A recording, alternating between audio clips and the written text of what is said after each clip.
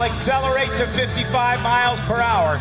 This time, Greg Kuntz comes up on the right side of the truck, and once he gets his position and speed matched, he'll come forward with a stick and try to put those wheels down and slide them forward into a little trough right at the front. He's got contact. Scooting forward. He's got one wheel in. He's got him in. Ladies and gentlemen, he did it. The Piper Cub of Greg Kuntz from the Sky Country Lodge.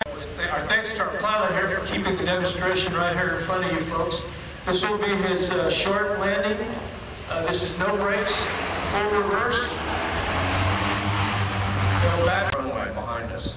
We're going to get it right down on the spot. He's going to rotate that when he comes down to 3-point and right there and on the brakes. About 3 airplane lengths. This little bit. The hook turn. Leveling off just feet above the ground and landing at almost 40 miles. As he touches down, let's give the 3 jumpers from the Red Bull Air Force a huge round of applause.